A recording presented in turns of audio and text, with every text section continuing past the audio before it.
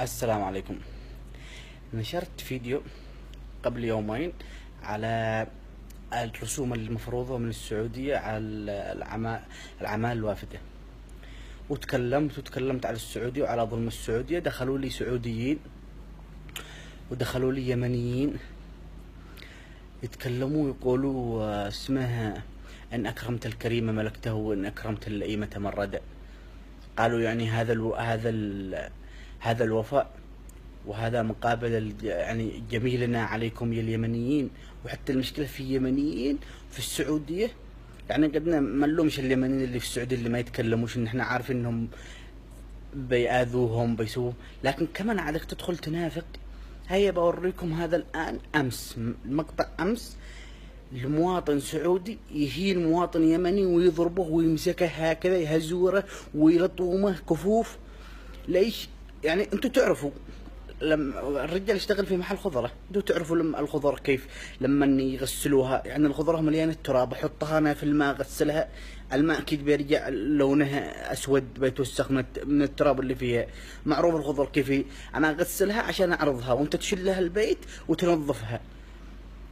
وحتى لو حصل ان اللي يسويه اليمني غلط، من يقولوا لابوك؟ من تكون يا هين يا ابن الهين تجي تمد يدك على الرجال، والرجال شكله مسكين، ولا ابو يمن معروفين بيهين كرامتك. له واحد صاحي شكله مسكين او مريض، يعني جالس وخايف منك فجأته وتهزوره وتلطمه. له واحد ثاني اليمنيين معروفين والله لا يدعس ابوك في بطنك يا ابن الكلب. من يجي يقولوا لابوك انت من تكون؟ طبعا السلطات السعودية بتشوف الفيديو ولا بتسوي بذا المواطن حاجة ولا بتلاحق، لكن لا كان مواطن من بلاد ثانية، من بلاد أجنبية، من بلاد اليهود والنصارى، بيروحوا يلاحقوه. ليش؟ لأن سفارته بتدعس أبوهم السعودية، بتدعس أبوها السعودية سفارته. لا هو من دولة محترمة أوروبية ولا كندي ولا أمريكي، ولا بتدعس أبوهم السعودية لا ما سووش حاجة بهذا اللي أهان مواطنهم.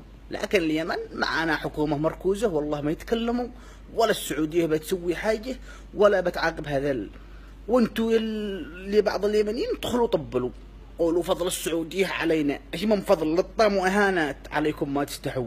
والسعوديين اللي بيشوفوا المقطع ما عاد لكمش وجه والله انكم تتكلموا. احنا عرب، اليمنيين عندهم اصل العرب، يعني عادكم انتوا لو انتوا عرب، لو انتوا اصل وفصل ان اصلكم من عندنا، عادكم ترجعوا اليمن هكذا تتعاملوا معانا وهكذا تتعاملوا مع المواطن اليمني.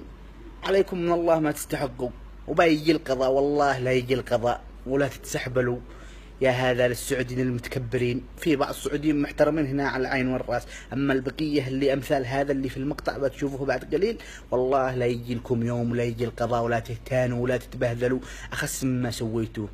ربنا يمهل ولا يهمل، ما ربنا ما يضيع حق المظلوم حق الضعيف.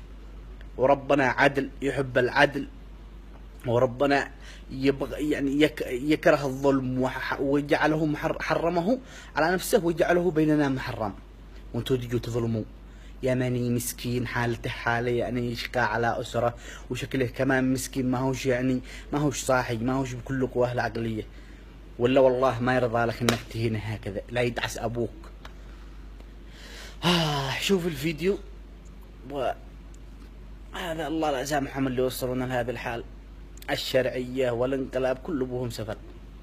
خاطركم ورني هذه وشي لا ترمي وشي هذه قمامة خلاص. هذه ايش؟ هذه تحطها على الخضار صح؟ لا هذه خضار قمامة. هذه تحطها على النعناع وعلى الكزبرة وعلى صح؟ وهذه وش اللي تنظف باتات؟ هذه وش تسوي فيها؟ هذه قمامة صح؟ وتحط الخيشة فيها تغطسها مويه وبعدين وين توديها؟ قل لي فين توديها؟ ها؟ قل لي فين توديها هذه؟ تحطها على الخضار اللي تبيعها لمين؟ للناس صح؟ وهذه وشي يا وسخ؟ هذه وشي؟ هذه قمامة. وهذه فين بتوديها؟ قل لي. يوم تحطها مويه ما تحطها على الخضار هي امشي مش ورني باقي الخيش اللي عندك امشي. ورنيها ورني ابى اشوف انا كذب حقك.